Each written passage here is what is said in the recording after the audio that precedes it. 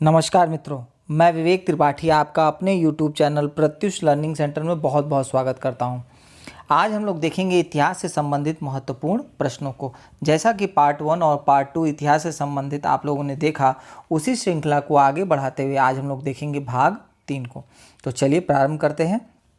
पहला क्वेश्चन है, हड्डी की मातृ देवी मूर्ति प्राप्त हुई थी, कहाँ से प्राप्त हुई थी? तो यह प्राप्त हुई थी आपकी विंध्य घाटी के उच्च पूर्व पाषाण काल से। ठीक है।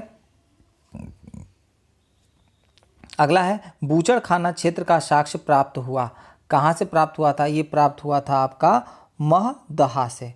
ये कहाँ पर है? प्रतापगढ़, प्रतापगढ़ जिले में स्थित है, ध्यान रखिएगा। अगला है, गंगा घाटी की नरहन संस्कृति संबंधित है मध्यपाषाणिक से, नवपाषाणिक से, ताम्रपाषाणिक से, प्रारंभिक ऐतिहासिक से। तो दोस्तों इसका सही उत्तर होगा ताम्रपाषाणिक से। और ये कहाँ पर है? पूर्वी उत्तर प्रदेश में स्थित है और ये गोरखपुर जिले के समीप ये संस्कृति थी, घाघरा नदी के किनारे।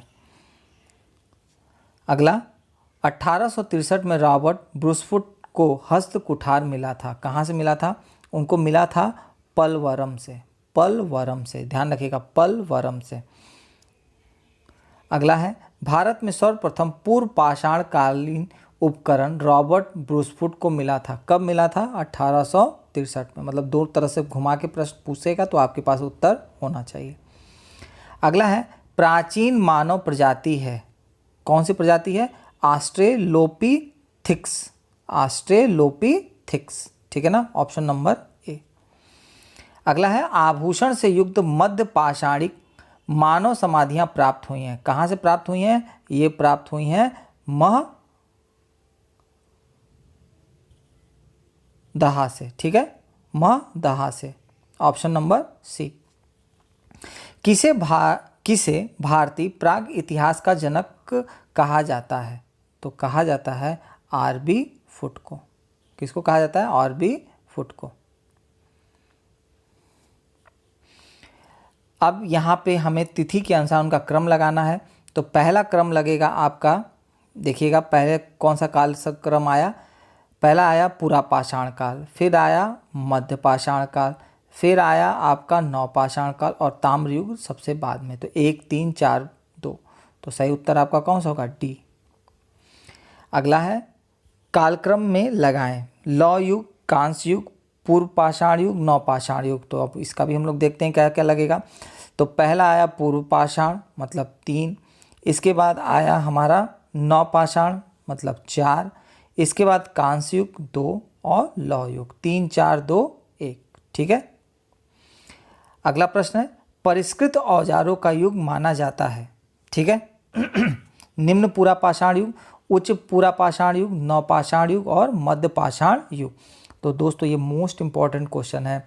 तो ये माना जाता है उच्च पुरापाषाण युग, ठीक है। अगला है, पुरापाषाण युग का प्रमुख औजार क्या था?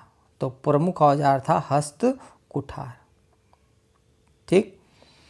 पाषाण युगीन मानव को आग की जानकारी हुई थी, कब हुई थी? ये भी मोस्ट इंपॉर्टेंट क्वेश्चन है दोस्तों। कब हुई थी? निम्न पुरापाषाण काल में हुई थी। पूर्व पाषाण युग के लोगों का प्रमुख उद्यम क्या था, मतलब व्यापार क्या था? तो उनका व्यापार था शिकार। अगला है, प्राचीन भारत में कृषि के प्राचीनतम उल्लेख कहाँ से मिलते हैं? तो मिलते हैं आपके मेहरगढ़ से। कहाँ से मिलते हैं? मेहरगढ़ से। प्रारंभ में ब्रिटिश ईस्ट इंडिया कंपनी का लक्ष्य था, क्या था? वो केवल व्यापार के लिए ही आए थे, व्यापार भूभाग नहीं, मतलब व्यापार था उनका मुख्य लक्ष्य, भूभाग प्राप्त करना नहीं था। अगला है, निम्नलिखित यूरोपीय युद्धों में से किसने भारत में प्रथम कर्नाटक युद्ध भड़काया था? तो वो था ऑस्ट्रिया का उत्तराधिकार युद्ध था। इसके में ब्रिटिश और फ्रांसीसियों के बीच में बहुत घमासान भारत में भी हुआ था। ब्रिटिश ईस्ट इंडिया कंपनी की संरचना हुई थी, किसके कार्यकाल में इनका हुआ था? तो महारानी एलिजाबेथ प्रथम, ठीक है। तो ऑप्शन नंबर डी सही होगा। वास्को डी गामा कितनी बार भारत आया था? तो केवल 2 बार आया था, ठीक है, और 60 गुना प्रॉफिट कमा के फर्स्ट बार गया था, इसीलिए दोबारा लौट करके आया था। फ्रांसीसी ईस्ट इंडिया कंपनी का निर्माण किसके कार्यकाल में हुआ था? तो दोस्तों उनका निर्माण हुआ था लुई 14। अगला है, पुर्तगालियों ने भारत को निम्नलिखित में से किस फसल से पहली बार परिचित करवाया? तो करवाया था तंबाकू से। ये भी इम्पोर्टेंट क्वेश्चन है। निम्नलिखित में से कौन यूरोप की यांत्रिक घड़ी भारत में लाए थे तथा यह कब लगाई गई थी? तो सबसे पहले लाए तो थे पुर्तगाली और लगाई गई थी 16वीं शताब्दी में। ठीक है, अगला है, भारत के साथ समुद्री व्यापार आरंभ करने में निम्नलिखित में कौन अग्रणी थे? तो वह थे आपके पुर्तगाली। ठीक है, कौन थे? पुर्तगाली। अगला प्रश्न है आपका, सूचीबद्ध करना है, देखते हैं। डच, इंग्लिश मतलब ब्रिटिश, पुर्तगाली और फ्रेंच। तो सही विकल्प आपका होगा इसमें। तो डच आए पहले पुलिकट, इंग्लिश आए हुगली, पुर्तगाली आए गोवा और फ्रेंच आए चिंसुरा। ठीक है, तो याद रखिएगा आप लोग, ये हुआ था 2, 3, 1, 4।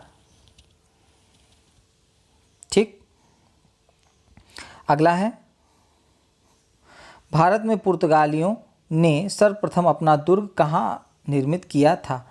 तो उन्होंने सर्वप्रथम अपना दुर्ग निर्मित किया था गोवा में। भारत में पुर्तगाली साम्राज्य के संस्थापक का नाम बताइए। तो वो थे हमारे अल्फांसो दी अल्बुकर्क। निम्नलिखित में से किसने वास्को डी गामा का कालीकट में स्वागत किया था? तो वो स्वागत किया था जामोरिन ने, वहाँ का शासक था। भारत में यूरोपीय व्यापारियों के आगमन का सही क्रम निम्नलिखित में से कौन सा है? तो